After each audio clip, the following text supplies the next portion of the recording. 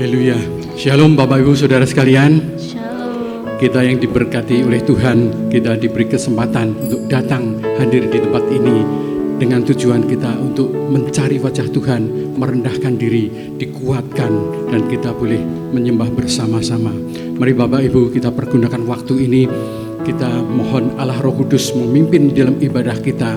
Saya sambut untuk bangkit berdiri bersama-sama, kita akan masuk dalam doa. Tuhan Allah Roh Kudus, kami bersyukur, kami berterima kasih Engkau memberi kesempatan kami dalam kehidupan kami ini. Kami boleh mengenal Engkau, mencari Engkau, dan bahkan Engkau sudah mengambil kami dari lumpur dosa. Karena Engkau adalah Allah yang penyelamat, Engkau adalah satu-satunya yang bisa mengampuni dosa. Maka dari itu Tuhan, kami datang dengan segala sesuatu yang ada dalam kehidupan kami hadapkan di hadapan-Mu, dan kami mohon Engkau memberi belas kasihan kami, Engkau menyucikan, menguduskan hidup kami, Engkau melayakkan kami di hadapan-Mu, karena kami tahu Tuhan, Engkau adalah Allah yang kudus, yang suci. Maka dari itu kami harus datang kepada Engkau dengan kesucian, karena tidak seorang pun yang dapat sampai ke Bapa tanpa melalui kesucian itu. Mari Tuhan Engkau memberkati ibadah pagi hari ini. Engkau berkati setiap kami yang ada, yang datang di tempat ini.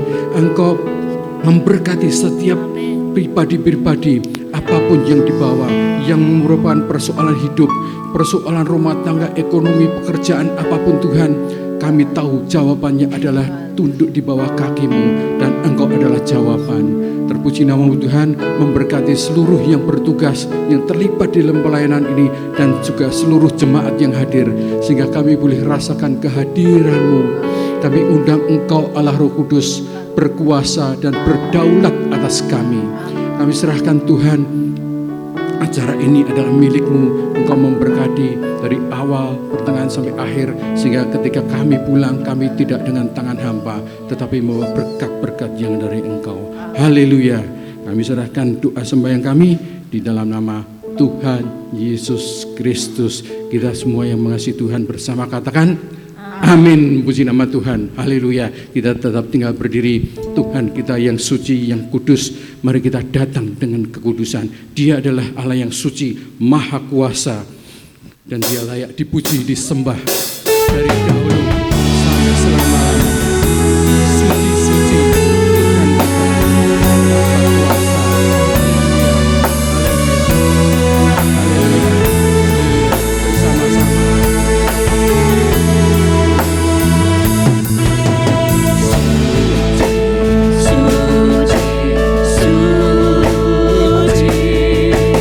Tuhan Maha Kuasa.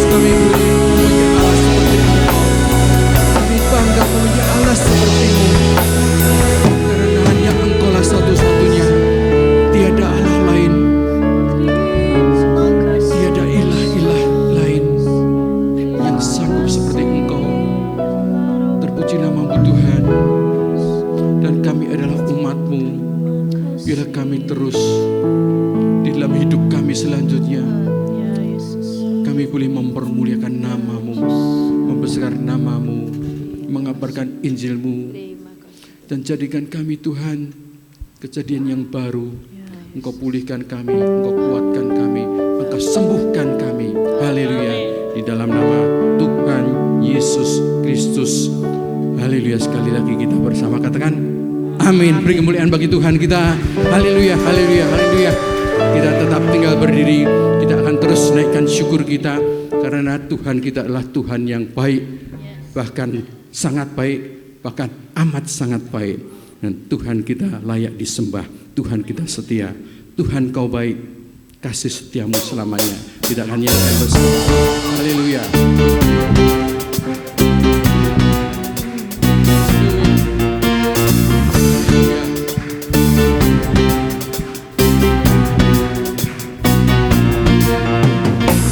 Tuhan Kau baik, kasih setiamu selamanya. Tuhan Kau baik, kasih setiamu selamanya. Setiap suku Kau berkuasa, datang berkumpul dan menyembah. Ku sembah Kau. Haleluya, haleluya. Ku sembah Kau. Tuhan Kau baik, Kau baik, kasih setiamu selamanya. Tuhan Kau baik, kasih setiamu selamanya. Setiap suku Kau dan bahasa, datang berkumpul dan menyembah. Ku sembah Kau. Haleluya, haleluya. Ku sembah Kau. Ku sembah Kau. Haleluya, haleluya. Ku sembah Kau.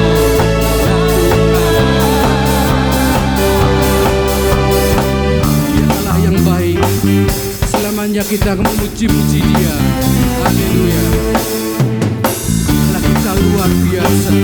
Kita naikkan syukur bersama-sama. Haleluya.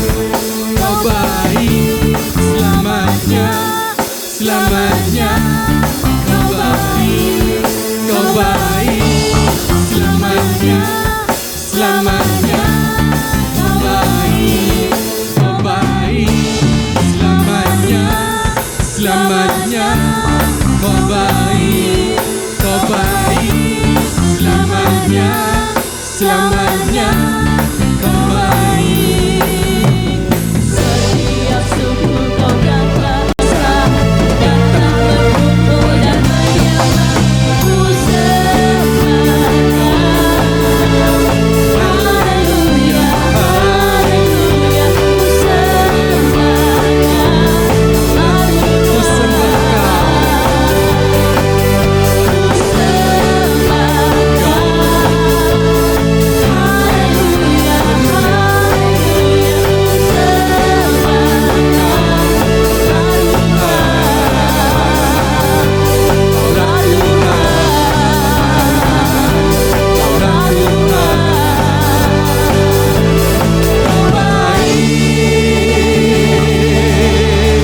Silakan duduk Bapak Ibu Saudara sekalian. Haleluya, haleluya. Dan Tuhan kita adalah Tuhan yang agung, yang besar, yang luar biasa besar. Sebesar apa? Ujung jubahnya saja bisa menutupi dunia ini. Begitu dahsyatnya Tuhan kita. Dia besar Tuhan kita dan layak dipuji. Haleluya, haleluya, haleluya.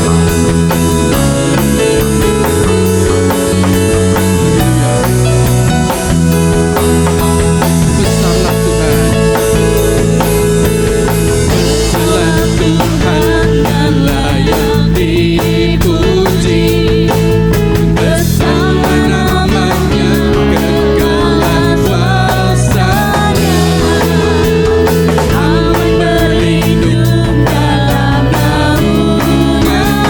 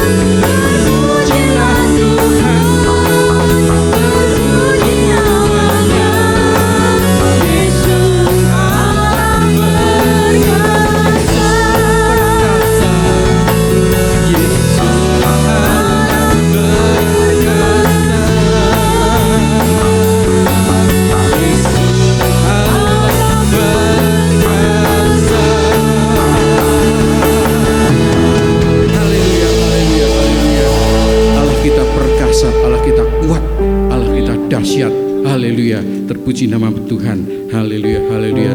Dan Tuhan adalah segala sesuatu yang baik ada di hadapan Tuhan kita. Dia adalah Tuhan yang sangat baik dari dahulu sampai sekarang, sampai selama-lamanya Tuhan kita baik. Kita bersyukur bagi Dia. Saya sambut Bapak Ibu untuk bangkit berdiri bersama-sama. Kita akan puji Dia lebih lagi. Haleluya, Tuhan baik.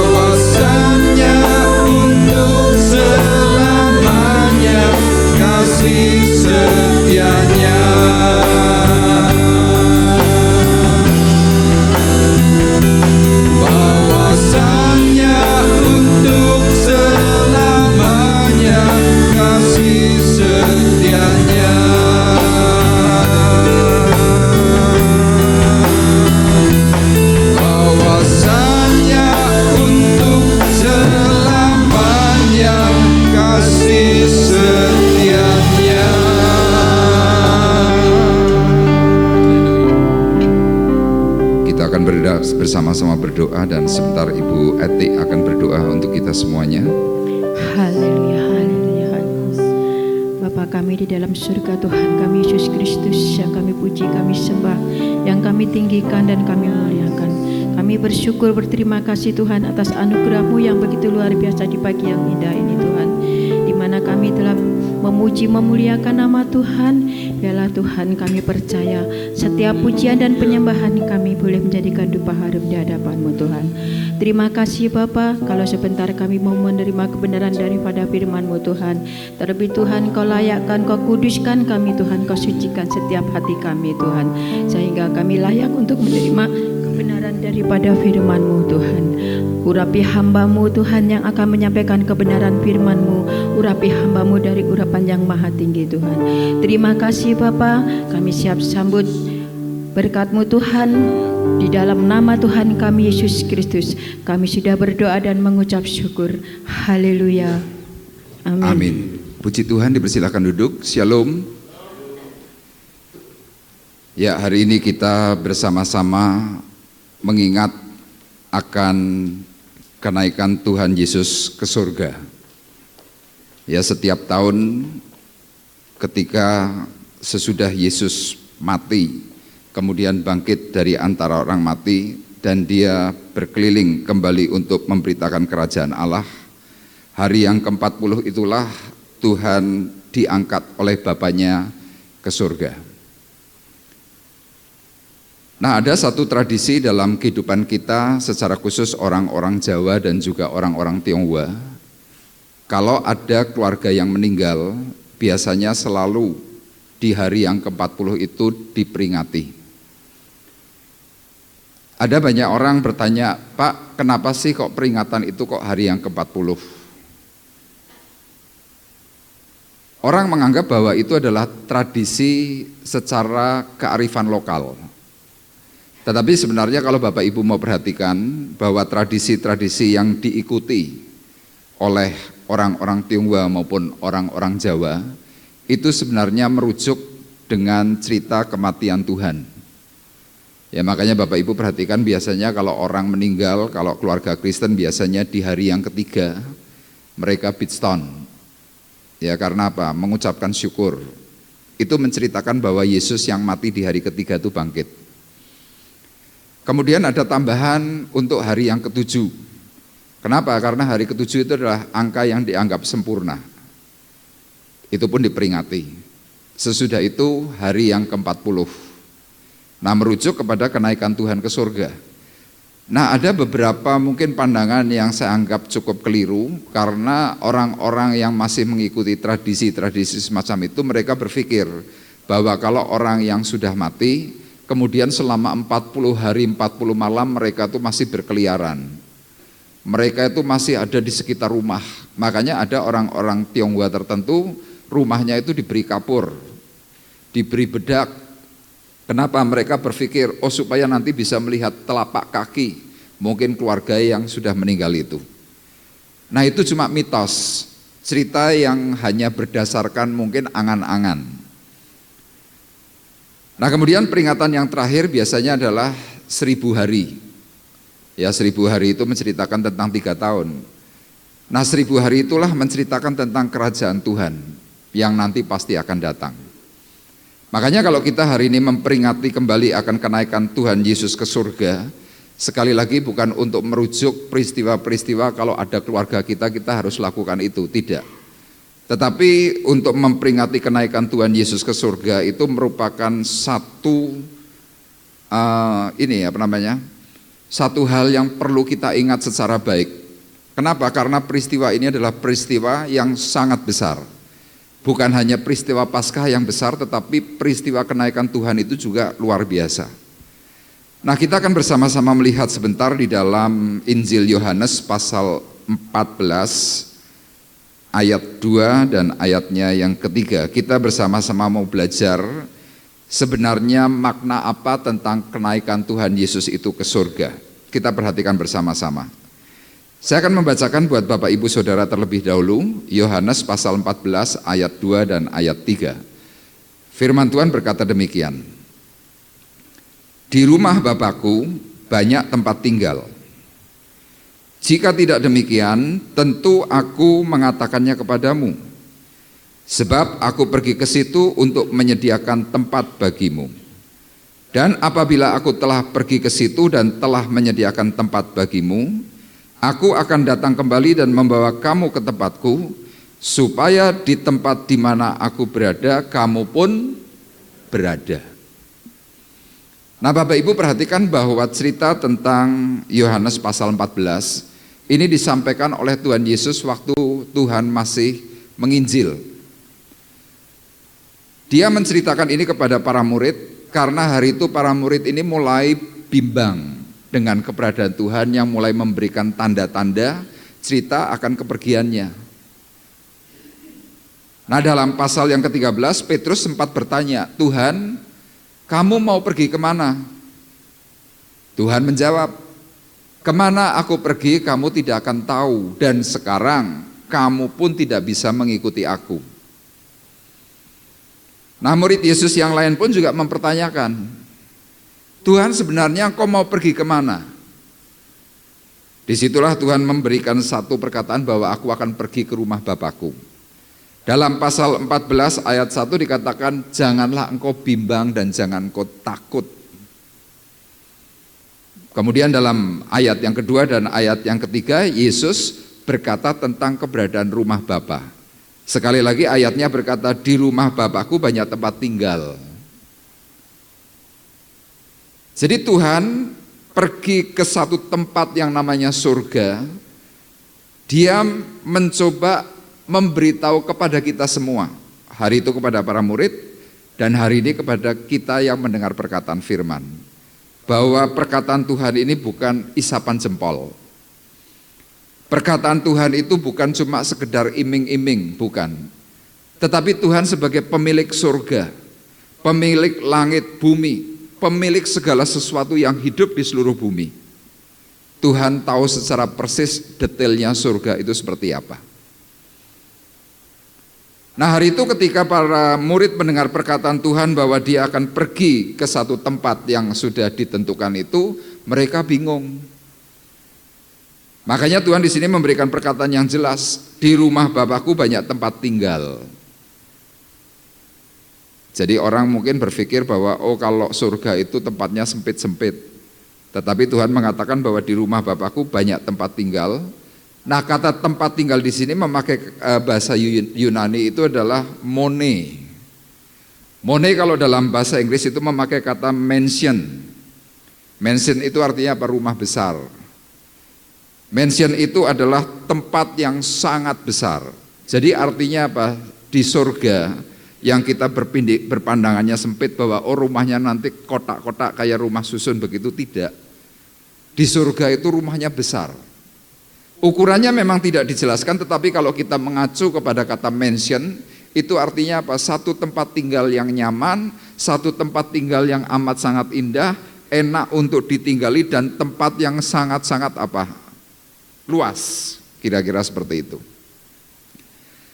Nah, Tuhan menekankan itu supaya apa? Kita memahami. Kalau tidak seperti itu, Tuhan berkata, jika tidak demikian, tentu aku akan mengatakannya kepadamu. Sebab aku pergi situ untuk menyediakan.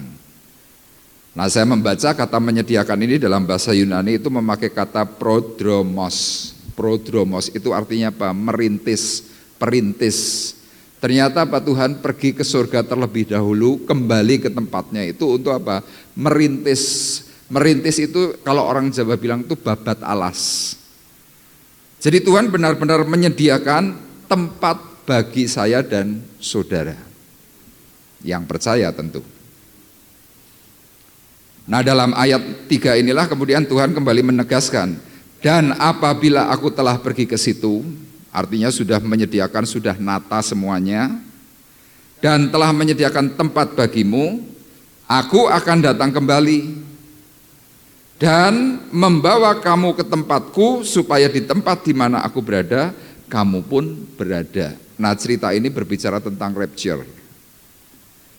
Makanya kita sebagai orang percaya jangan hanya cuma percaya bahwa Yesus itu bangkit dari antara orang mati kemudian naik ke surga.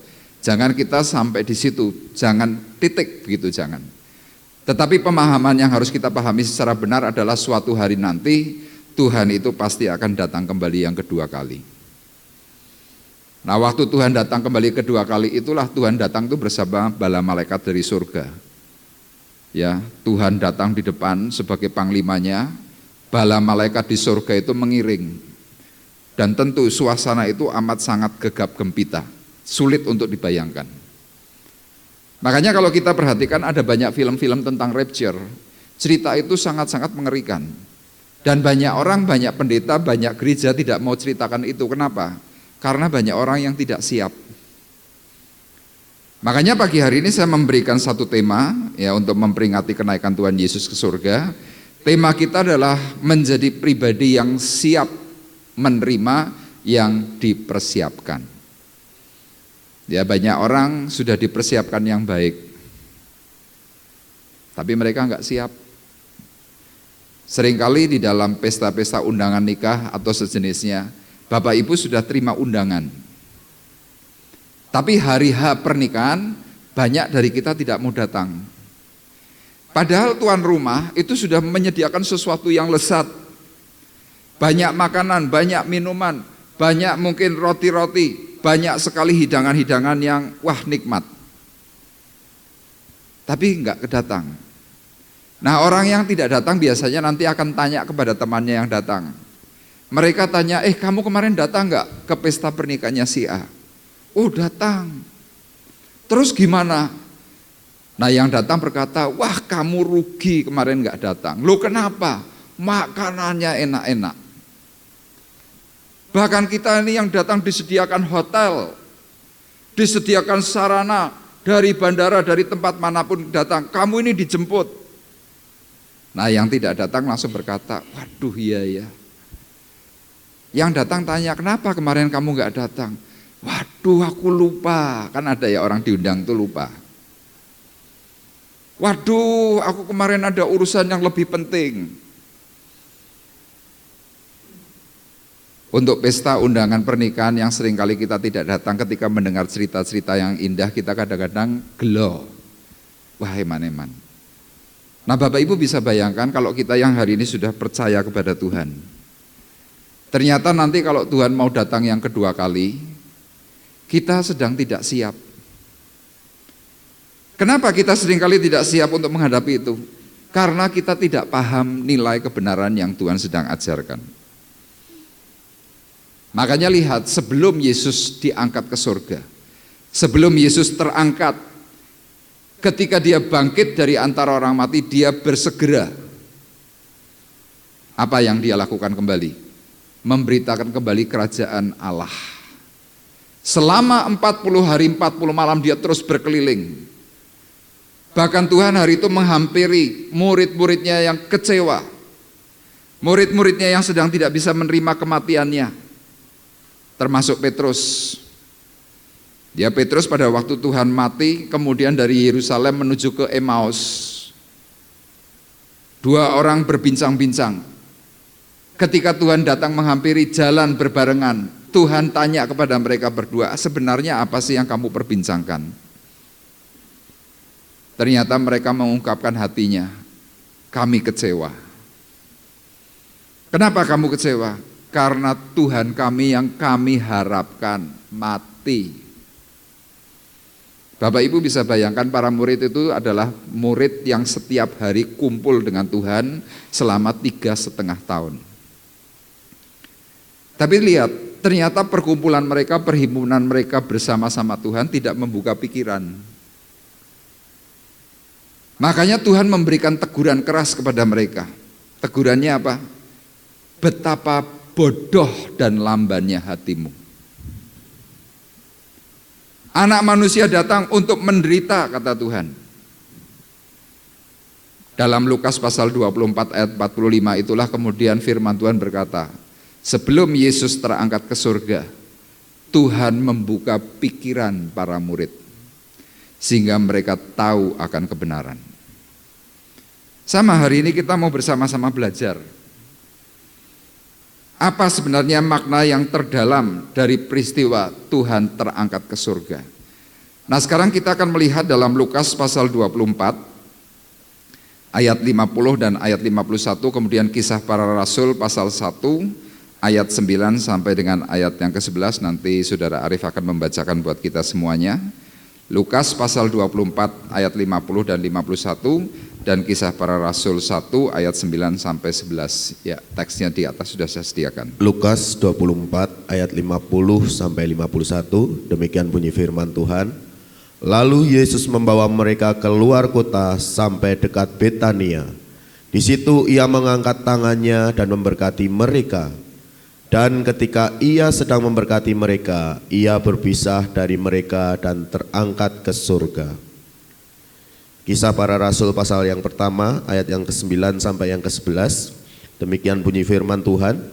Sesudah ia mengatakan demikian, terangkatlah ia disaksikan oleh mereka. Dan awan menutupnya dari pandangan mereka.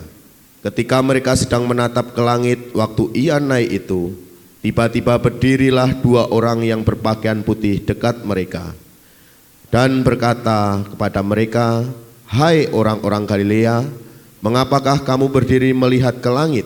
Yesus ini yang terangkat ke surga meninggalkan kamu, akan datang kembali dengan cara yang sama seperti kamu melihat dia naik ke surga." Amin. Bapak Ibu perhatikan bahwa ayat 10 dan ayat 11 ini menceritakan tentang peneguhan dari perkataan dua orang malaikat. Tuhan dalam pasal yang ke-14 dalam Injil Yohanes sudah mengatakan, "Aku akan datang kembali." Dan peneguhannya malaikat Tuhan yang menceritakan itu kembali kepada para murid, sekali lagi dengan perkataan dalam pasal ayat 11 bagian B. Yesus ini yang terangkat ke surga meninggalkan kamu, akan datang kembali dengan cara yang sama. Cara yang sama. Cara yang sama bagaimana? Di awan-awan. Dalam kitab Wahyu itu dijelaskan. Dengan cara yang sama, seperti kamu melihat dia naik ke surga. Jadi waktu terangkat kan dari bumi langsung ke surga. Tapi nanti pada waktu dia datang dari surga, dari langit, ya, dalam bahasa Inggris from heaven, dari langit itu dia turun. Nah, orang-orang yang melihat nanti kedatangan Tuhan kira-kira siapa? Jawabannya seperti yang dikatakan firman Tuhan. Mereka yang mempersiapkan dirinya. Jadi kalau kita seringkali sedang tidak siap, kemudian kita mungkin berkata, "Aku kok enggak diangkat, kenapa?" Sebenarnya masing-masing kita ini sudah memberikan jawaban. Ya karena sedang tidak siap. Kesiapan hati apa sih yang harus kita lakukan untuk bisa menerima kembali apa yang Tuhan katakan? Nah, firman Tuhan di sini memberikan catatan. Makanya tujuan firman di sini adalah memahami, ya, memahami secara benar. Kenapa Yesus itu terangkat ke surga? Tolong tujuannya tampilkan. Ya, kenapa dia terangkat ke surga? Karena jelas untuk mempersiapkan, dan ketika Tuhan sudah menyiapkan semuanya, dia akan datang kembali untuk mengangkat kita, orang-orang yang harusnya siap. Nah, hal yang pertama, pemahaman kebenaran apa yang harus kita pahami secara baik. Yang pertama, peristiwa terangkatnya Tuhan ke surga. Yang pertama, ya, ketika mungkin saudara nanti diberi pertanyaan oleh orang-orang lain yang tidak datang, atau mungkin teman-temanmu yang belum Kristen, kita bisa memberikan satu jawaban.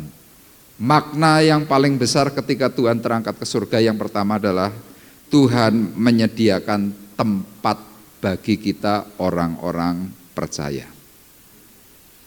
Ayatnya kembali tadi di dalam Yohanes pasal 14 ayat 2 dan ayat 3. Nah, kita sebagai umat Tuhan, kita mempunyai batasan pengertian tentang surga. Ya, beberapa waktu yang lalu ketika saya sedang ikut acara, kemudian di situ ada seorang pengkhotbah bercerita tentang sebuah pemahaman pengertian yang sulit untuk bisa dipahami bagi orang-orang yang belum tahu. Makanya kita walaupun Kristen kalau ditanya tentang surga, seringkali kita ini bingung sebenarnya surga itu seperti apa. Dalam kitab Wahyu dijelaskan surga itu lantainya emas. Surga itu dindingnya itu batu-batu mulia. Semua yang ada di surga itu adalah barang-barang mulia yang pasti amat sangat mahal harganya. Nah, kalau kita yang hari ini mungkin di sini di dunia kita punya emas, kita punya berlian, kita punya barang-barang yang mahal-mahal, kita tuh mungkin sudah bangganya minta ampun. Tapi kalau kita berbicara tentang surga dalam tanda kutip, apa yang hari ini kita miliki itu cuma debu. Tidak ada artinya. Kita yang Kristen tidak bisa memahami surga itu secara baik. Nah, cerita yang tadi saya mau sampaikan, untuk memahami surga itu kita sulit. Hamba Tuhan yang sedang menceritakan tentang sebuah pemahaman yang sangat sulit untuk bisa dipahami, hamba Tuhan ini cerita.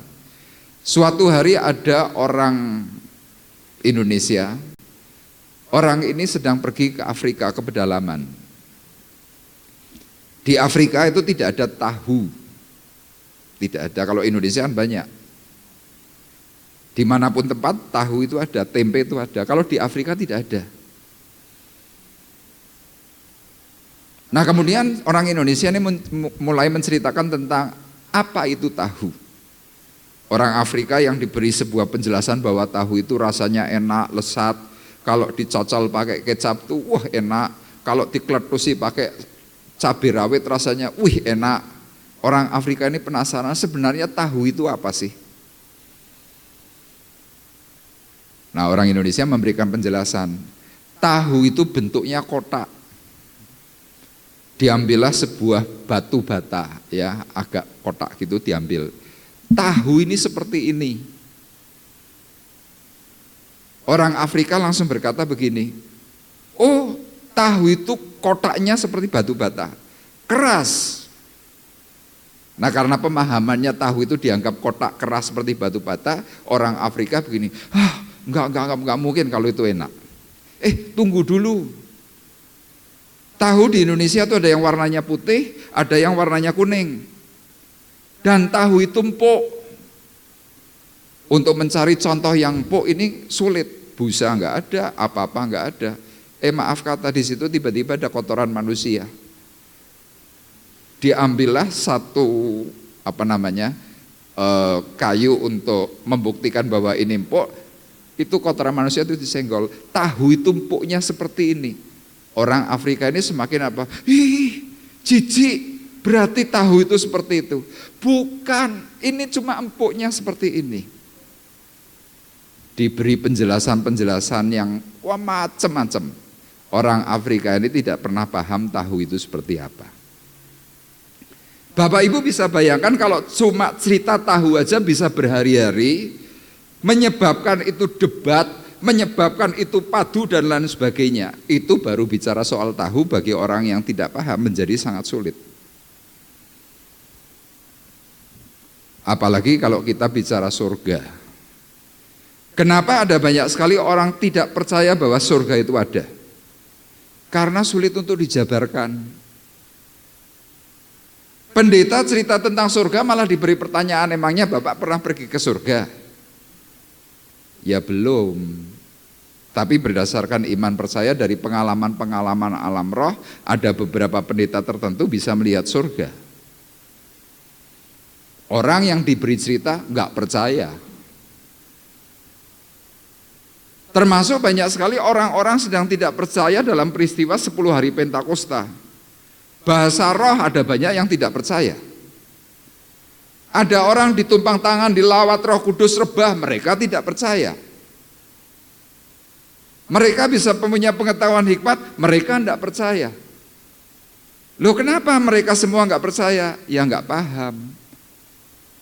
Makanya kalau kita mau belajar tentang keberadaan Tuhan yang benar bagaimana? kita harus mendekatkan diri melalui perkataan firman. Itu cara satu-satunya.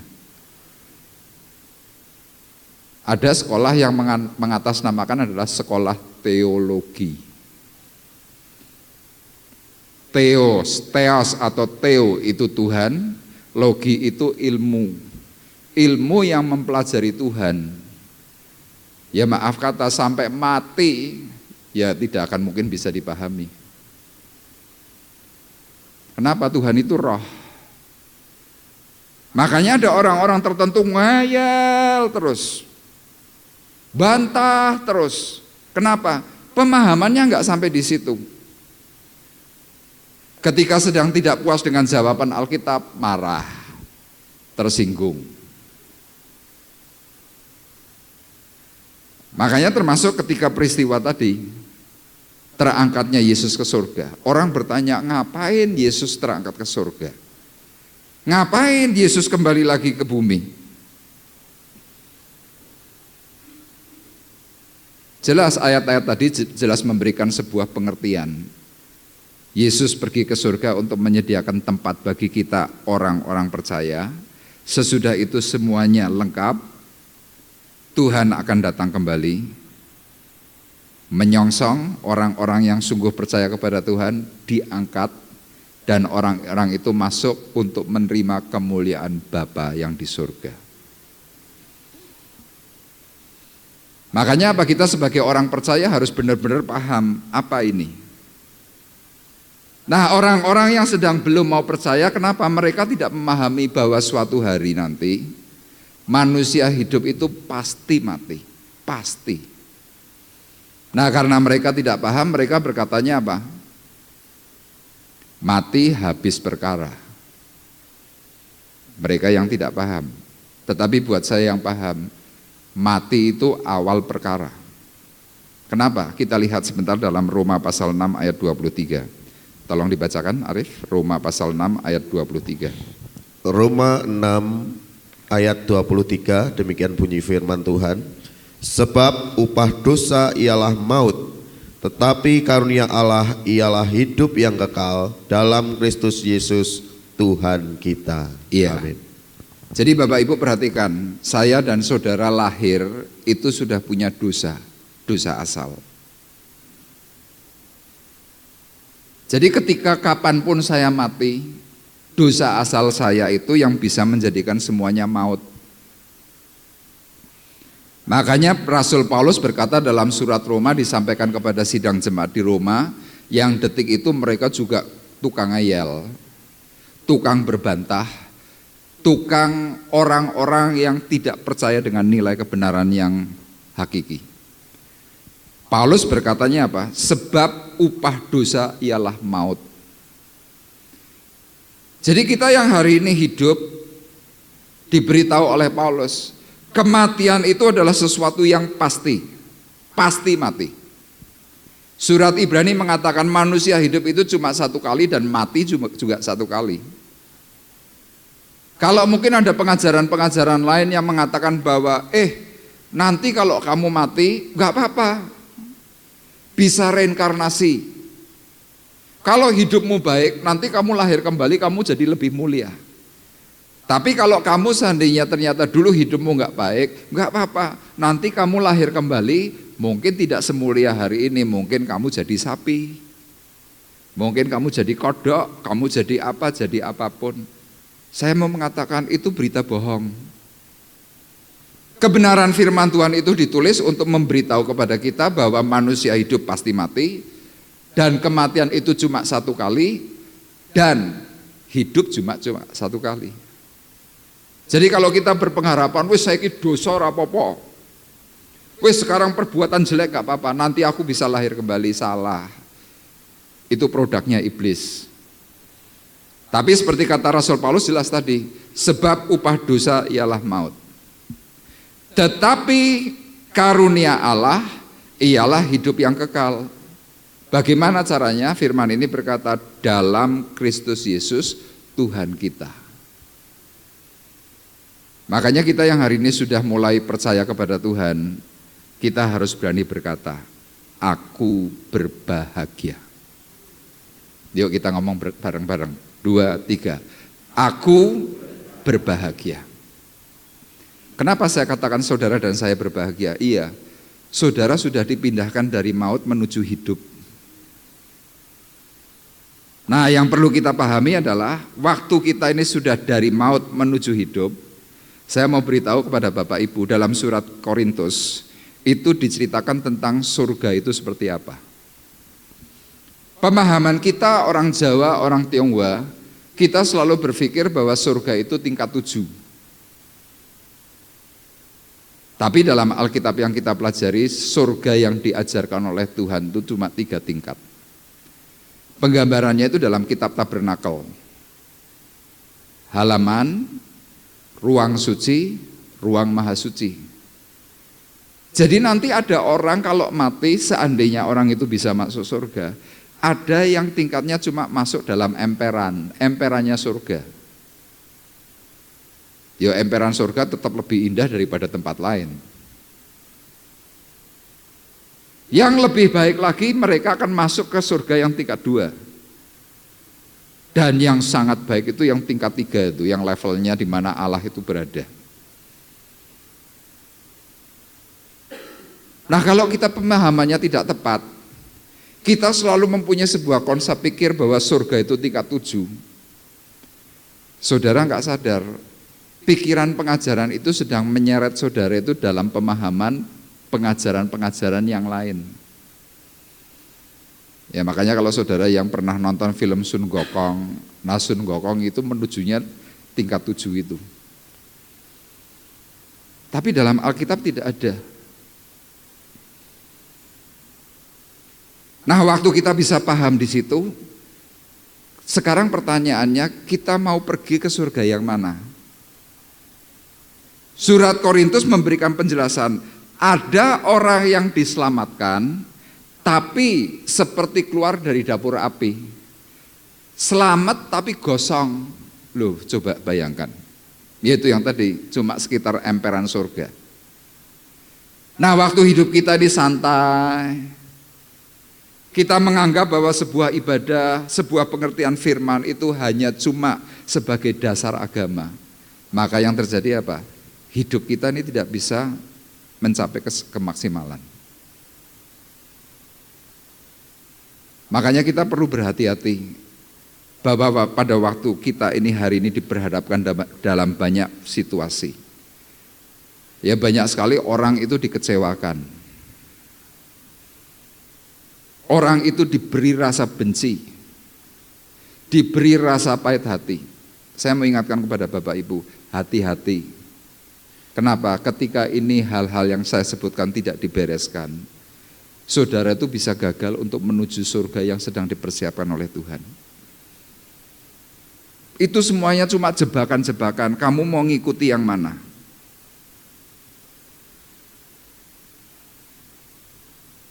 Kenapa itu terus diberikan iblis kepada kita? Karena iblis tahu kelemahan hati kita ya ini di sini nih loh.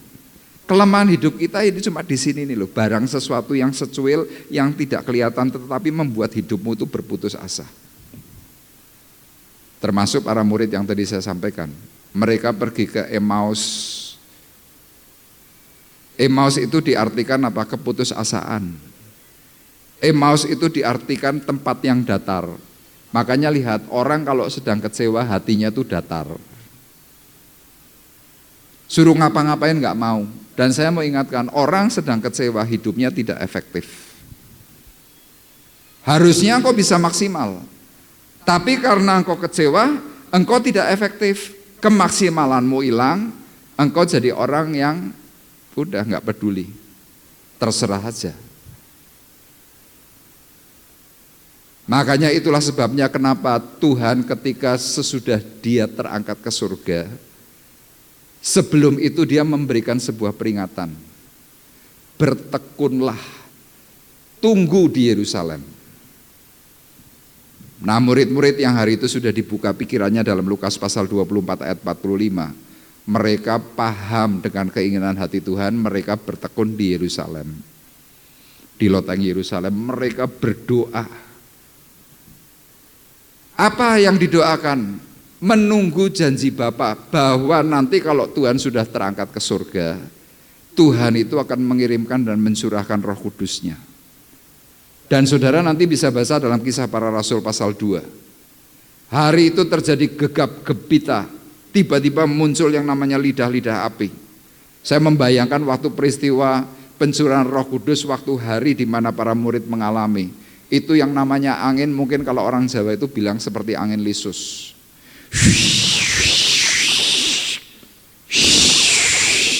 Itu melanda para murid. Tiba-tiba mereka penuh Roh Kudus, dan singkat cerita ketika mereka sudah penuh dengan Roh Kudus, hidup mereka itu berubah total. Dulu yang pengecut, dulu yang mudah kecewa, dulu yang mudah benci, dulu yang pernah meninggalkan Tuhan, tiba-tiba mereka memiliki semangat baru. Kenapa? Mereka paham akan keinginan hati Tuhan. Makanya waktu pertama kali di mana Tuhan itu berjumpa dengan para murid yang sedang kecewa, Tuhan cuma mengangkat tangan dan berkata apa? Shalom, damai sejahtera bagimu. Mereka ketika diberi kata damai sejahtera bagimu, para murid itu ndelongop. Mereka baru berkata, Tuhan, kami ketemu Tuhan.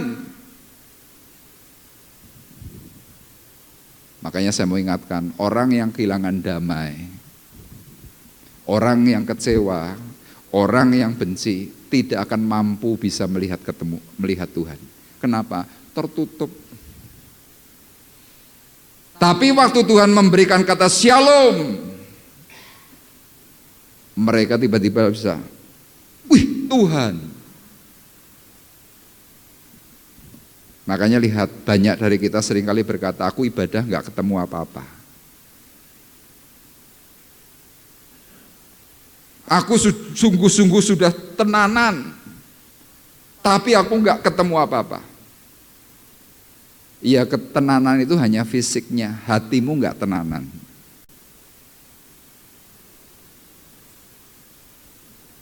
Saya hari-hari ini lagi diberi keluhan-keluhan seperti itu. Buat apa ya jadi orang Kristen, ketemunya orang-orang munafik? Kenapa ya jadi orang Kristen ketemunya orang-orang drama, kelihatannya pelayanan tapi nyebeli? Percuma. Ya saya jawab, ya jadi percuma, karena kamu sedang ikut-ikutan jadi orang munafik dan jadi orang yang bermain drama. Saya berkata begitu. Lah terus harus gimana? Jangan lihat orang lain. Jadilah dirimu sendiri, kamu ingin apa di hadapan Tuhan, lakukan itu. Kamu mengikuti perasaan hatimu, tidak mau mengikuti apa kata Tuhan, maaf kata, mati kamu. Mati. Semalam sewaktu saya sedang mempersiapkan firman Tuhan di sini, tiba-tiba saya dapat chat WA dari grup MPP, grupnya hamba-hamba Tuhan Pusat. Di situ ada sebuah gambar kapal. Gambar kapal itu adalah kapal yang tenggelam. Ada ulasan tulisan. Kapal itu bukan tenggelam karena di sekitarnya banyak air. Tetapi karena kapal itu tenggelam disebabkan ada celah yang menjadikan air masuk dan menjadikan kapal itu tenggelam. Demikianlah hidup kita. Kita tidak akan mati oleh keadaan sekeliling. Tapi waktu keadaan sekeliling yang sedang menekan hidupmu dan kemudian engkau membuka celah dan mengizinkan itu masuk semuanya, maka matilah kamu. Berapa banyak dari kita seringkali hari ini hidup kita ini datar, mangkel, benci, jengkel. Itu seperti para murid yang hari itu kehilangan Tuhan.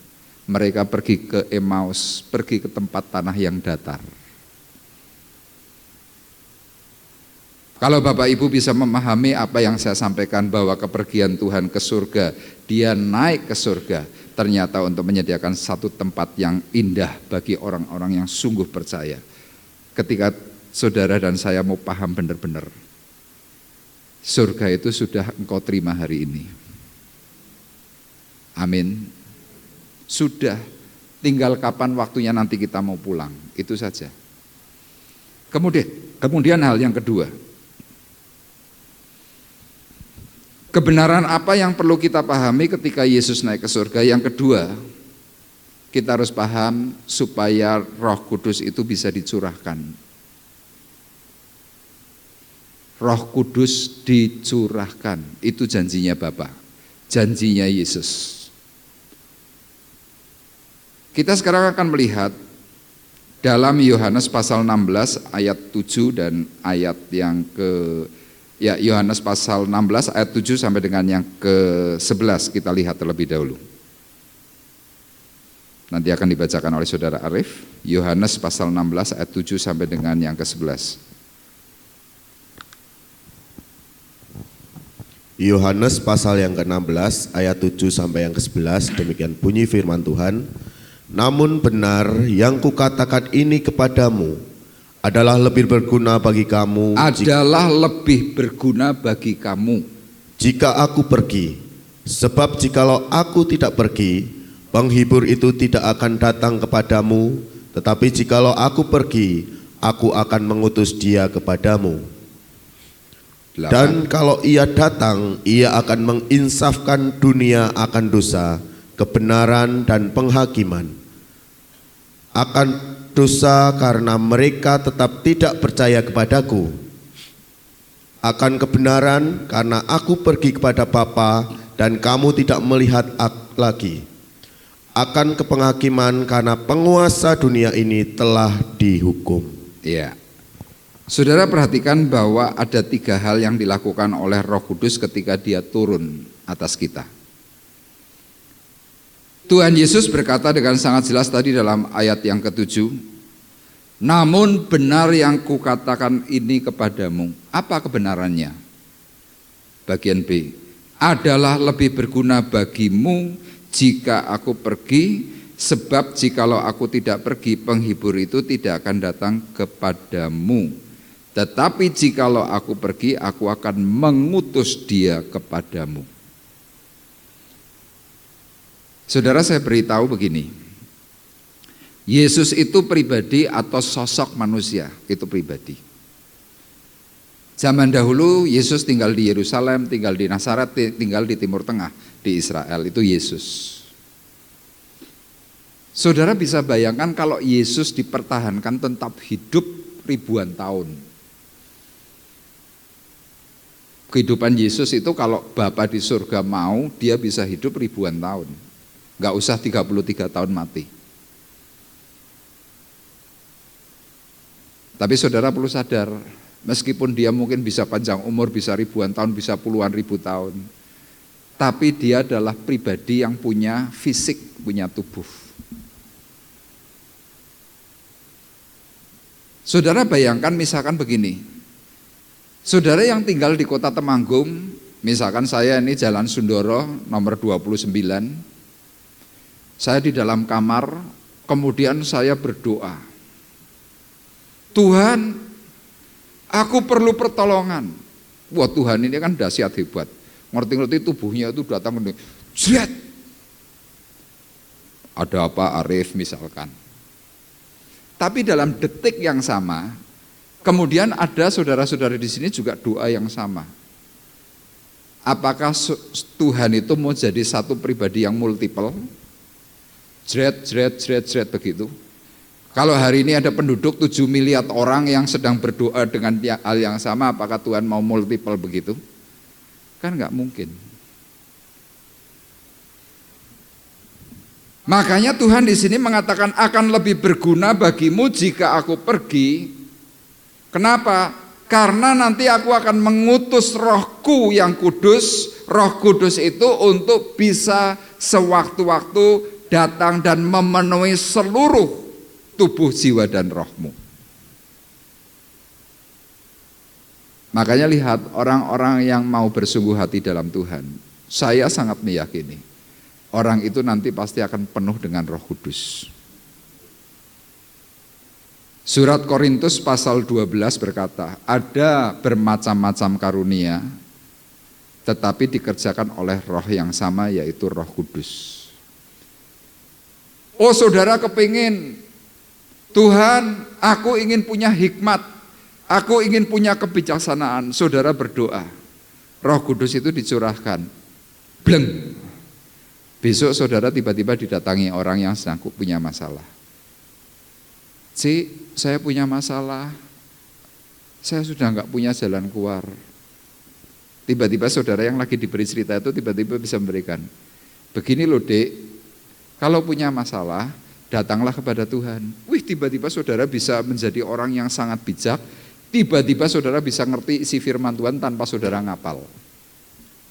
Kenapa? Roh Kudus itu turun atas kamu, dan Roh Kudus itu memberikan roh hikmat. Makanya doanya Rasul Paulus di dalam surat Efesus pasal 1 berkata apa? Aku bersyukur kepadamu, tetapi aku senantiasa berdoa kepadamu untukmu, supaya Bapa yang mulia itu memberikan roh hikmat dan roh wahyu kepadamu, supaya engkau bisa mengenal Tuhan dengan benar. Makanya saya mengajak Bapak Ibu besok selama 10 hari Pekan Pentakosta, ya kita sudah hampir 3 tahun tidak melaksanakan itu secara full. Saya mengundang Bapak Ibu, yuk besok selama 10 hari datanglah. Mungkin saudara nggak bisa datang full, tapi ambillah beberapa hari untuk apa? Minta kepada Allah Roh Kudus itu supaya apa? Roh itu dicurahkan atas hidupmu. Amin. Mau datang? Datang. Saya pastikan hidupmu pasti berubah. Kenapa? Yang merubah itu Tuhan. Saudara kalau berpengharapannya kepada manusia tidak akan mungkin bisa berubah. Saudara berpengharapan kepada pendetamu tidak bisa. Kenapa? Saudara pasti menilai kehidupan saya, pasti. Saya mungkin melakukan sedikit pelanggaran saja, saudara sudah tidak bisa terima. Saudara mungkin menganggap harus begini, begitu sempurna. Tidak mungkin sempurna. Tapi coba kalau saudara dipimpin oleh Roh Kudus secara langsung, pengharapan saudara itu hanya kepada Tuhan, bukan lagi kepada manusia. Makanya ayat ini jelas Tuhan berkata, adalah lebih berguna bagimu jika aku pergi. Kemudian ayat 8, dan kalau ia datang, ia akan mengisahkan dunia akan dosa, kebenaran, dan penghakiman. Jadi ternyata tugas Roh Kudus yang paling utama ini 3. Pertama, menginsafkan manusia akan dosa, menginsafkan manusia tentang kebenaran, menginsafkan manusia tentang penghakiman. Bagaimana cara kerjanya Roh Kudus kok bisa menginsafkan 3 unsur tadi? Iya, kita kadang-kadang yang sedang berbuat dosa. Contoh, kita ini selingkuh. Kemudian ada yang menegur, pendetamu negur, kamu jangan selingkuh loh, itu dosa. Kita bisa berdalih macam-macam. Kamu jangan judi loh, pendeta khotbah macam-macam tentang judi, nggak mempan. Kamu jangan serakah loh, pendeta khotbah macam-macam nggak mempan. Tapi waktu saudara penuh dengan Roh Kudus itu cukup bicara dalam batinmu begini, jangan melakukan perbuatan yang melanggar perkataan-perkataan Bapamu di surga. Tiba-tiba saudara nggak bisa tidur 3 hari. Tak jamin saudara pasti berhenti berbuat dosa. Makanya kadang-kadang kita ini diberi satu kelemahan dalam tubuh. Untuk supaya apa? Tuhan hanya mau mengingatkan, ojo kemelinti. Sehebat apapun kita, sepandai apapun kita, sekaya apapun kita, yang pandai bisa jadi bodoh, yang kaya itu bisa tumbang. Terus yang kita mau banggakan apa? Tidak ada. Kalau saudara tahu cerita tentang Raja Nebukadnezar, itu raja yang amat sangat kaya. Tapi dia sombong di hadapan Tuhan. Oleh Tuhan dihabisi. Nebukadnezar langsung jadi orang gila. Rumput dimakan, dia telanjang. Dia tidak lagi bisa berhitung, dia tidak bisa mengalihkan angka. Gak bisa. Kenapa? Sombong. Tapi hamba Tuhan datang cuma mengatakan, bertobatlah. Ketika Nebukadnezar mau bertobat, apa yang terjadi? Pulih. Ini loh karya Roh Kudus, menginsafkan akan dosa. Menginsafkan akan kebenaran apa? Yesus Kristus Tuhan adalah Tuhan dan Juru Selamat, itu kebenaran. Suatu hari saya pernah melayani teman saya. Teman saya ini adalah orang yang usianya sama dengan saya hari itu. Kemudian dia punya istri 6. Waktu dia punya istri 6, ceritanya bangga. Dia cerita kepada saya, Ref, kurang gelem nambah bojo. Maksudmu piye? Saya bertanya gitu. Wah, nek bojone akeh kuwi enak, kowe njaluk kopi, njaluk apa ana sing layani kabeh. Ngono ya. Ya. Tak dengerin. Tapi saya bilang, kamu tahu enggak, dengan banyak istri itu kamu punya banyak masalah. Sing ngomong sopo? Banyak anak, banyak rezeki. Oh ya, bagus. Saya beri pemahaman ternyata apa enggak mempan. Saya berkata, dosa lo. Sing ngomong dosa sopo? Alkitab bicara, dia bilang begitu. Penuhilah bumi beranak cuculah. Oh ya benar juga. Ya banyak suami, banyak istri kan begitu kan. Banyak anak. Ya oke. Sudah saya berbincang berminggu-minggu itu tidak ada hasil. Tapi saya bawa dia dalam doa. Saya cuma berdoa begini, Tuhan penuhkan dia dengan Roh Kudus-Mu supaya dia bisa terima kebenaran-Mu. Loh, orang ini Kristen loh. Anaknya sekarang mungkin 25 ya ada mungkin. Wakeh. Tapi yang heran ya itu tadi, iso keimangan nih.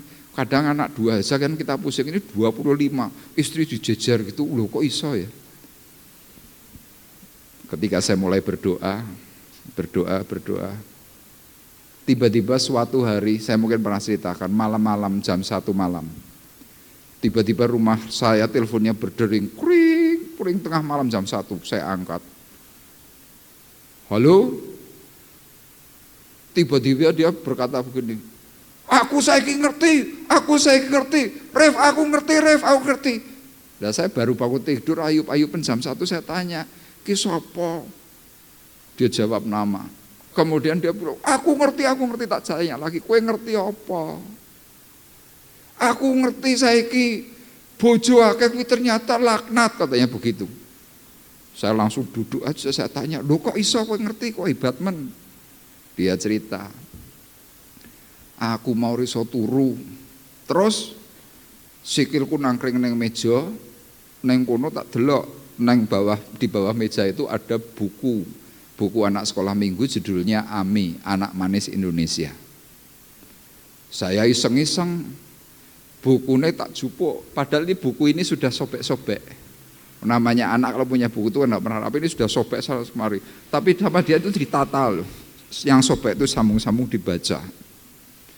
Di situ diceritakan ada satu hal kata-kata yang membuat dia itu bertobat. Jangan berzinah.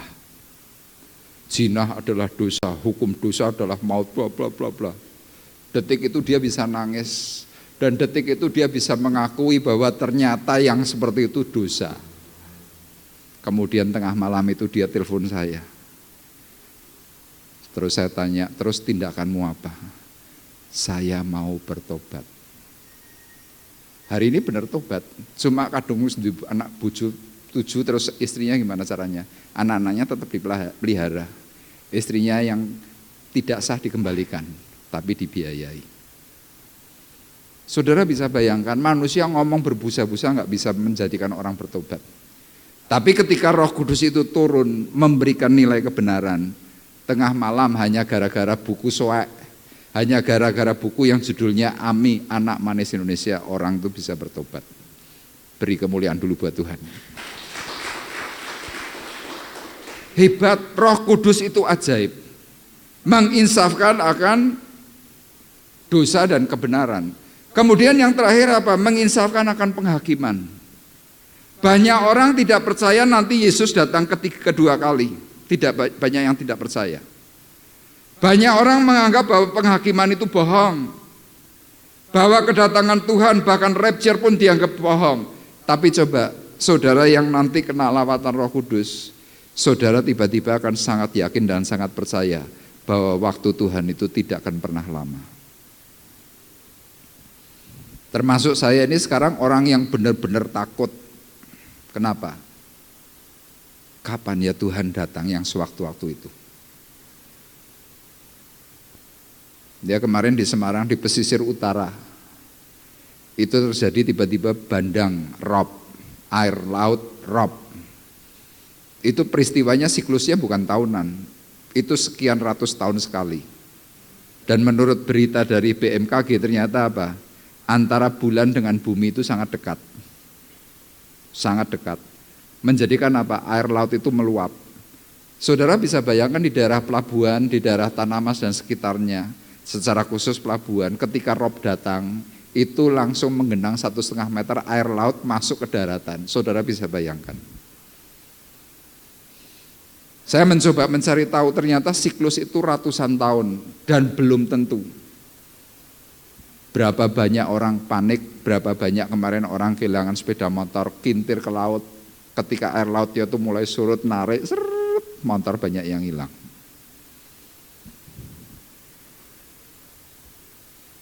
Coba saudara belajar kebenaran firman Tuhan, saya sangat meyakini. Kita diberitahu tentang hal-hal dosa, diberitahu tentang nilai kebenaran, tentang nilai penghakiman.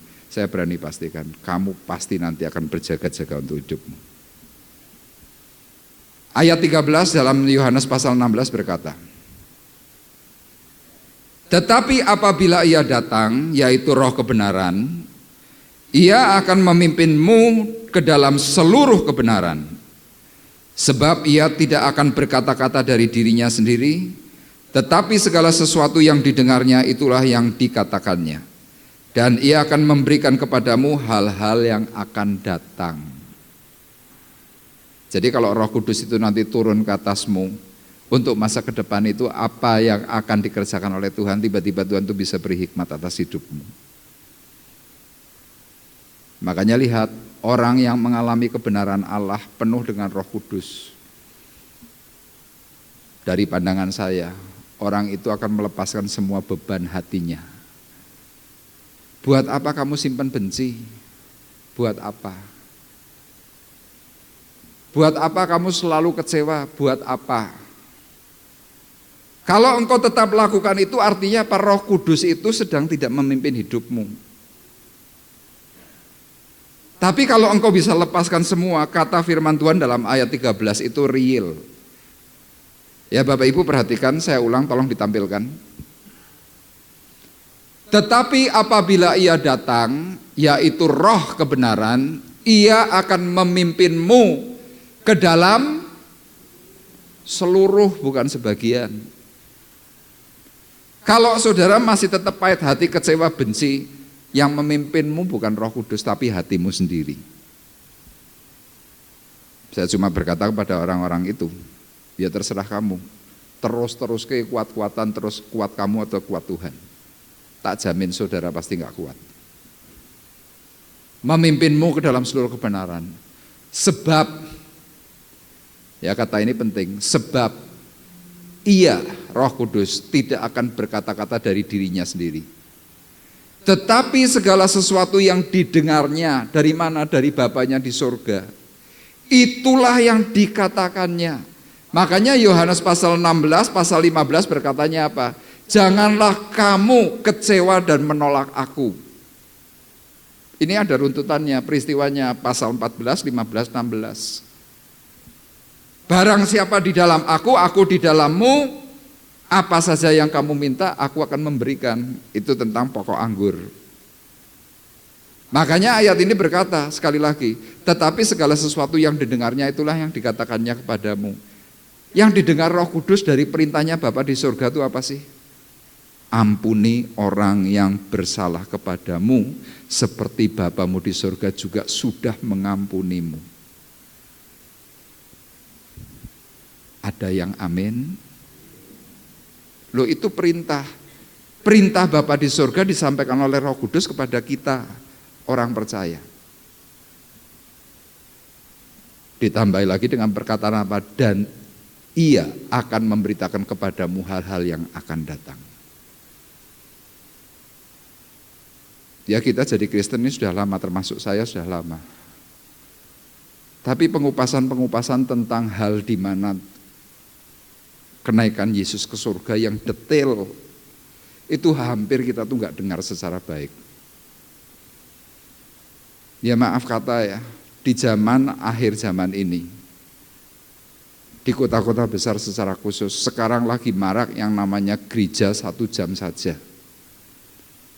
Dikemas 1 jam semua beres. Sekarang Bapak Ibu saya beri pertanyaan, bagaimana kita bisa belajar kebenaran Allah nek 1 jam, ya acara nyanyinya itu antara 15 sampai 20 menit, firmannya 20 menit, kemudian pengumuman kolekta, kemudian pulang. Apa yang jemaat terima? Mereka hanya memberikan sebuah konsep, yang penting kamu sudah ibadah. Cuma sekedarnya. Makanya bagi kita yang hari ini sedang lapar dan haus akan kebenaran, diberi mungkin ibadah 2 jam. Karena lapar dan haus ya nggak apa-apa. Tapi bagi yang sedang tidak lapar dan haus, ini siksaan batin. Bapak Ibu harusnya betapa ngerinya. Kenapa? Umur kita ini nggak panjang, tidak panjang. Kesempatan kita ini bisa mendekatkan kepada Tuhan itu waktunya hampir tidak ada. Makanya di sini kita perlu lihat apa yang dikatakan oleh Tuhan. Ini yang berkata Tuhan sendiri secara pribadi loh tadi dalam ayat 13. Sekarang kita lihat Yohanes pasal 14. Yohanes pasal 14 ayat 26. Tetapi penghibur yaitu Roh Kudus yang akan diutus oleh Bapa dalam namaku, dialah yang akan mengajarkan segala sesuatu kepadamu dan akan mengingatkanmu akan semua yang telah kukatakan kepadamu. Ayat ini mau menjelaskan kepada kita apa? Kita manusia itu mudah lupa.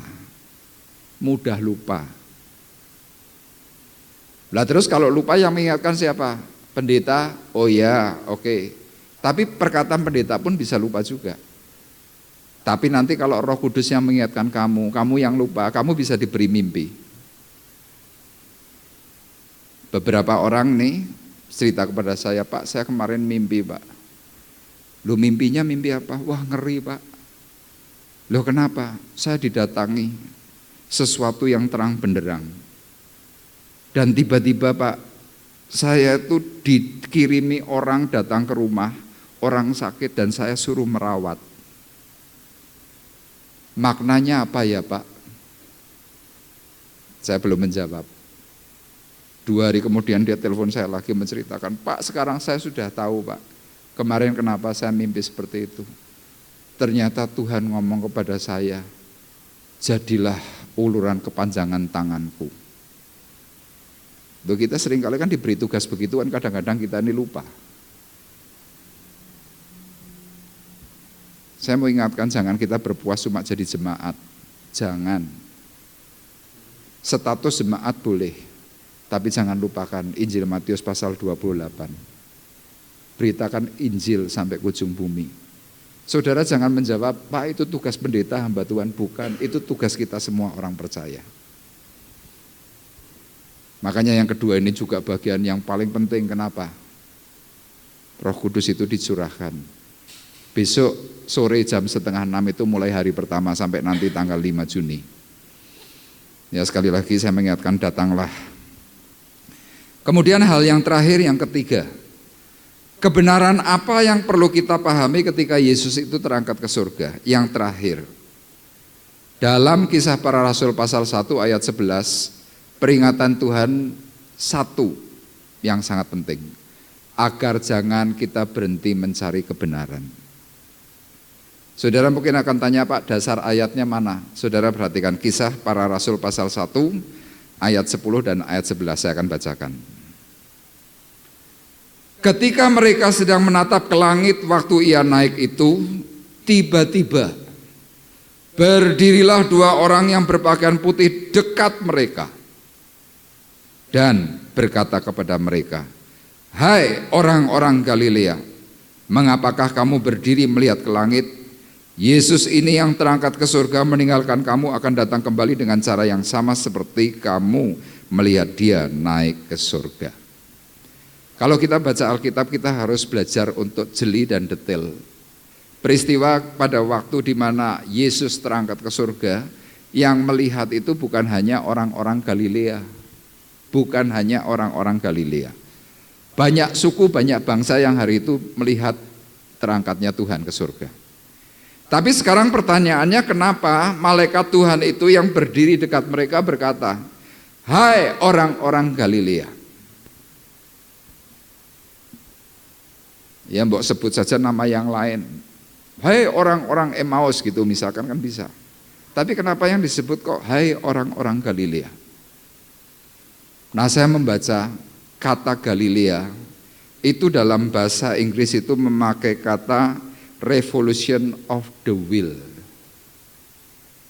Roda yang tidak pernah berhenti berputar, itu Galilea. Jadi ternyata pesan Tuhan apa? Ketika engkau sudah mengikut Tuhan, mungkin dalam hidupmu ada kecewa, mungkin dalam hidupmu ada konflik, mungkin dalam hidupmu ada mangkel, mungkin dalam hidupmu engkau banyak mengalami tekanan-tekanan, tetapi pesan Tuhan, jangan kau pernah berhenti untuk cari kebenaran Allah. Yang setuju katakan amin. Jangan pernah berhenti. Kenapa? Ini penentuan. Jadi waktu malaikat Tuhan itu berkata, hai orang-orang Galilea, apa yang kau lihat? Jangan kau cuma terpaku ndelongo begitu, jangan. Tetapi move on, gerak. Jangan ikuti perasaan hatimu, jangan kau malas. Jangan kau berhenti tidak ibadah, jangan. Jangan kau berhenti berdoa, jangan. Jangan kau berhenti tidak membaca firman Tuhan, jangan. Baca terus, doa terus, ibadah terus. Saudara mungkin akan tanya juga, Pak, apa kalau ibadah terus itu jaminan untuk bisa masuk surga? Tak jawab, iya. Kenapa? Karena itu adalah rangkaian yang namanya dasar. Makanya waktu kemarin saudara dan saya itu kena masa yang namanya COVID dari tahun 19 sampai terakhir kemarin. 2022 bulan Maret, April itu kan masih keras. Saya berkata itu cuma testingnya Tuhan. Coba kue tak ngenekke kira-kira nanti hatimu bagaimana. Dan maaf ada yang kebablasan. Ya nggak apa-apa, itu pilihan hidup. Tapi buat saya yang hari ini diizinkan oleh Tuhan berdiri di hadapan Bapak Ibu, saya sangat menghimbau Bapak Ibu, carilah Tuhan maka kamu akan hidup. Itu setiap pagi sebelum kita ibadah itu selalu tampil, carilah Tuhan maka kamu akan hidup. Hidup yang sebenarnya.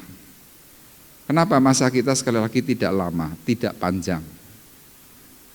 Ya apalagi maaf di tempat ini jemaat kita ini sudah semuanya sepuh-sepuh. Kalau saya mau tanya apa sih yang mau kita cari di akhir hidup kita ini? Selain kita mau mendekatkan diri kepada Tuhan. Jangan dah cari-cari kesenangan dunia yang terus itu menjadi hal yang utama. Itu boleh, saya tidak melarang. Saya pun masih suka yang seperti itu, tetapi utamakanlah Tuhan dalam hidup. Kenapa? Kalau sewaktu-waktu kita tiba-tiba dipanggil pulang oleh Tuhan, kita bisa ngomong, Tuhan aku siap, Tuhan aku tahu rumahku yang dipersiapkan oleh Tuhan pada waktu engkau terangkat ke surga itu sudah jadi dan aku siap untuk menerimanya. Aku mau terima mentionnya Tuhan. Dan saya berani pastikan hidupmu tenang. Dan akhir kata, hidup orang benar, anak cucunya tidak meminta-minta. Amin. Tuhan memberkati. Kita akan menaikkan satu pujian. Dan sebentar kita akan menerima roti dan anggur perjamuan. Kita mau berkata, Tuhan aku rindu, Tuhan aku siap. Penuhi aku dengan roh-Mu.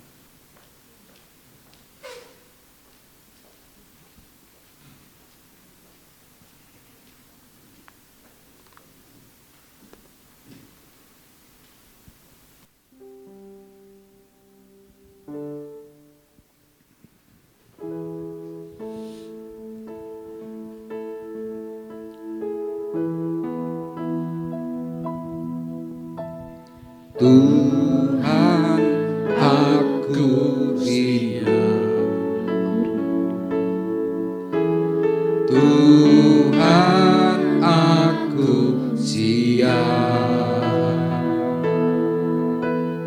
Penuhi aku dengan Roh-Mu, ku rindu lawatan-Mu. Tuhan, aku rindu. Katakan, Tuhan, aku siap. Tuhan, aku siap. Penuhi aku, Penuhi aku dengan Roh-Mu, ku rindu lawatan-Mu. Ku rindukan Kau hadir di sini saat ini, Yesus. Ku rindukan Roh-Mu mengurapi saat ini, Tuhan. Ku rindukan. Mari bersama-sama minta kepada Allah Roh Kudus Bapa di surga. Siapkan hati dan pikiranmu untuk mengalami pembaharuan di dalam Kristus Yesus. Ku rindukan Roh-Mu mengurapi saat ini, Tuhan. Mari bersama-sama angkat tanganmu di hadapan Tuhan. Katakan, Tuhan, aku rindu. Tuhan, aku rindu. Katakan, Tuhan, aku siap. Tuhan, aku siap. Penuhi aku, Penuhi aku dengan Roh-Mu, ku rindu lawatan-Mu. Ku rindukan Kau hadir di sini saat ini, Yesus. Ku rindukan Roh-Mu mengurapi saat ini, Tuhan. Ku rindukan.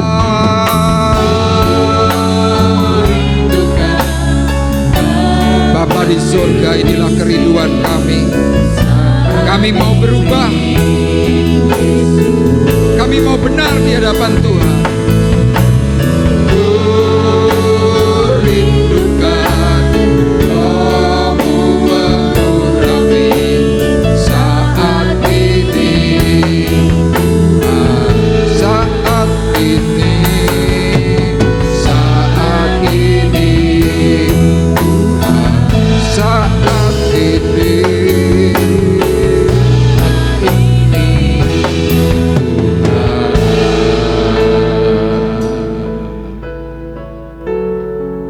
Kami bersyukur Tuhan, Engkau kembali mengingatkan kami apa makna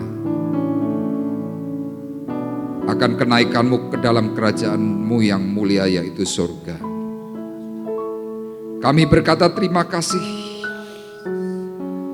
Hari ini kami paham betapa baiknya Engkau atas kami. Kami yang berdosa, Tuhan sudah mengampuni kami karena kami percaya. Dan hal yang terindah Tuhan, Engkau menyediakan tempat yang baru bagi kami dalam surga. Bukan hanya sekedar rumah, tetapi rumah yang besar, rumah yang indah. Engkau berkata mansion. Untuk itulah Tuhan, kami mau masuk di dalam rumah kami yang sudah disediakan. Dan hari ini Tuhan, dengan mengingat terangkatnya Engkau ke surga, kami mau menerima Roh Kudus, Roh yang memimpin kami dalam jalan kebenaran dan hidup, yang menginsafkan kami akan dosa, menginsafkan kami akan kebenaran Allah, dan menginsafkan kami akan penghakiman. Hari ini kami percaya dan kami meyakini secara penuh apa yang Tuhan sudah katakan adalah kebenaran yang sejati. Untuk itulah Tuhan, kami tidak pernah mau berhenti untuk mencari kebenaran-Mu. Dan pagi hari ini Tuhan, kami mau meneguhkan semua itu, perkataan-perkataan firman-Mu dengan perjamuan kudus, supaya kami terus ingat bahwa pengorbanan-Mu di kayu salib adalah korban yang mahal. Hamba-Mu berdoa Tuhan, untuk sebentar hamba-hamba-Mu yang akan melayani, untuk Bapak Gunadi, untuk Pak Harto, Tuhan penuhi mereka dengan kuasa urapan-Mu yang baru, urapan Roh Kudus, sehingga saat mereka Tuhan membagikan roti dan anggur perjamuan, Engkau yang melayakkan, mengempartasikan yang terbaik untuk seluruh sidang jemaat yang akan menerimanya. Demikian juga dengan hamba-Mu Tuhan, Engkau layakkan, Engkau kuduskan untuk memimpin akan perjamuan kudus, sehingga impartasi yang terbaik yang Tuhan juga berikan kepada kami semuanya. Berkati roti dan anggur perjamuan sebagai lambang tubuh dan darah-Mu yang kudus. Berkati urapi, bahkan memberikan berkat kesembuhan, memberikan berkat penghiburan, dan memberikan berkat kekuatan, sehingga kami semakin benar dan kami semakin hidup di dalam apa yang Tuhan ajarkan. Terima kasih Bapa di surga, kami menyambut akan roti dan anggur perjamuan. Di dalam nama Tuhan Yesus Kristus kami berdoa. Haleluya. Amin.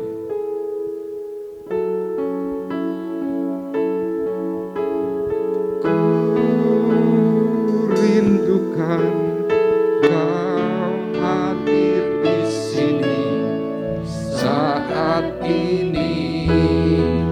Yesus, ku rindukan.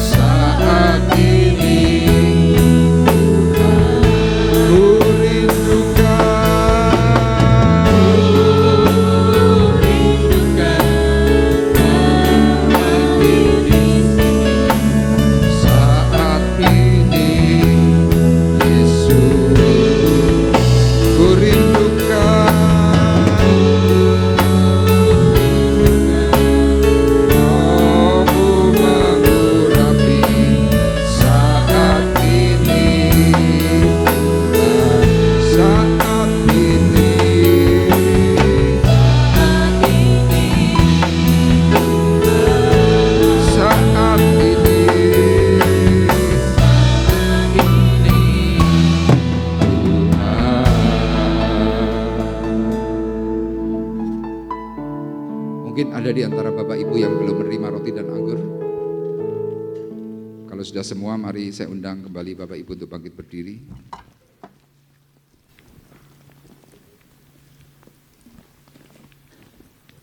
Haleluya, terima kasih Tuhan.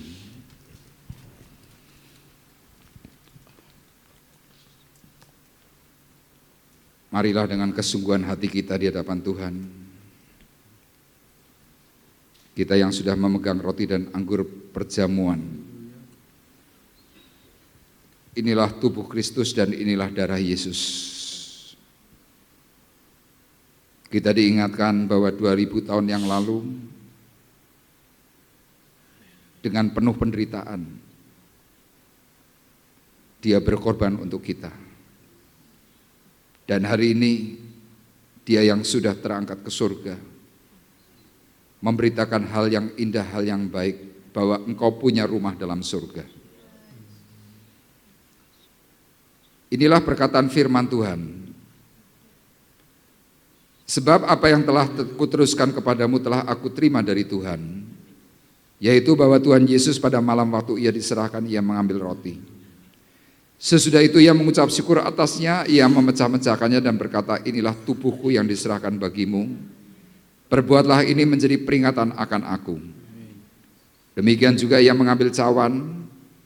Sesudah makan lalu ia berkata, cawan ini adalah cawan perjanjian baru yang dimeteraikan oleh darahku. Perbuatlah ini setiap kali kamu meminumnya menjadi peringatan akan aku. Marilah kita bersama-sama dengan pengertian yang benar. Kita belajar bahwa pengorbanan Tuhan di kayu salib adalah pengorbanan yang sangat serius. Pengorbanan Tuhan di kayu salib adalah hal yang menjadikan kita ini berkenan di hadapan Tuhan. Dan marilah kita bersama-sama mengangkat roti lebih tinggi dari kepala kita masing-masing. Dan terimalah perkataan firman-Nya. Karena roti adalah satu, maka kita sekalipun banyak adalah satu tubuh. Karena kita semua mendapat bagian dalam roti yang satu itu. Bukankah roti yang kita pecah-pecahkan adalah persekutuan dengan tubuh Kristus? Amin. Dalam nama Tuhan Yesus Kristus kita makan bersama-sama. Haleluya, terima kasih Tuhan. Dan marilah kita bersama-sama mengangkat cawan berkat lebih tinggi dari kepala kita masing-masing. Dan terimalah perkataan firman-Nya. Bukankah cawan pengucapan syukur yang atasnya kita ucapkan syukur adalah persekutuan dengan darah Kristus? Amin. Dalam nama Tuhan Yesus Kristus kita minum bersama-sama.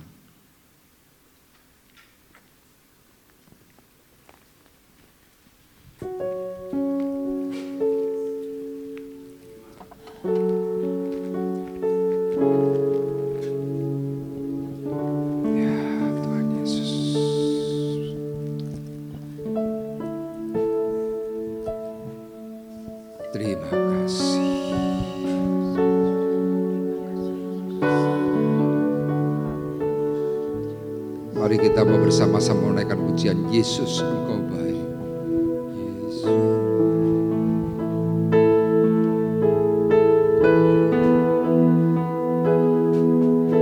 Yesus Engkau baik, sungguh baik, sangat baik. Yesus Engkau baik, sungguh baik, sangat baik. Kasih-Mu tak berkesudahan, kasih-Mu kekal selamanya. Aku telah mengenal, aku telah mengenal kasih karunia-Mu. Mengenal kasih karunia-Mu, Kau kaya, rela jadi miskin supaya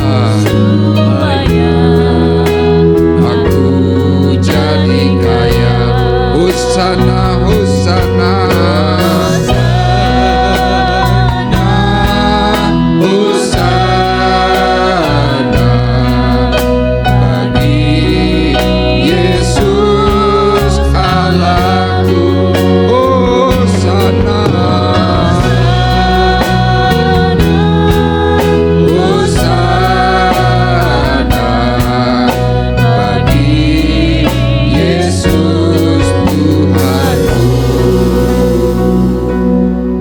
Bapa di surga, Bapa yang baik,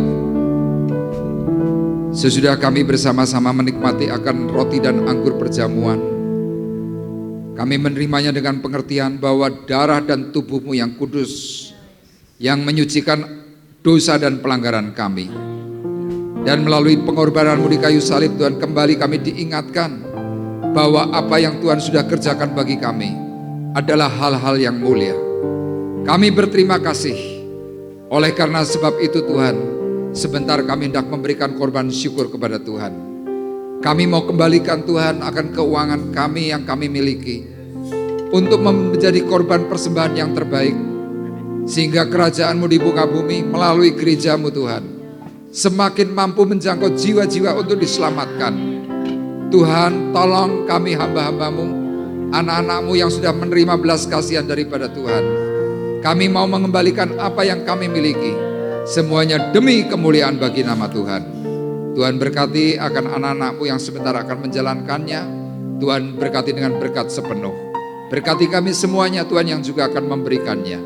Di dalam berkat nama Tuhan Yesus Kristus, kami sudah berdoa dan mengucapkan syukur kami. Haleluya. Amin. Kita akan berikan korban persembahan yang terbaik. Kita akan naikkan pujian kembali. Yesus, Engkau baik. Yesus, Engkau baik. Sungguh baik, sangat baik. Yesus, Engkau baik. Sungguh baik, sangat baik. Kasih-Mu tak berkesudahan. Kasih-Mu kekal selamanya. Aku tak mengenal kasih karunia-Mu. Aku telah mengenal kasih karunia-Mu. Kau kaya, rela jadi miskin, supaya aku jadi kaya. Hosana,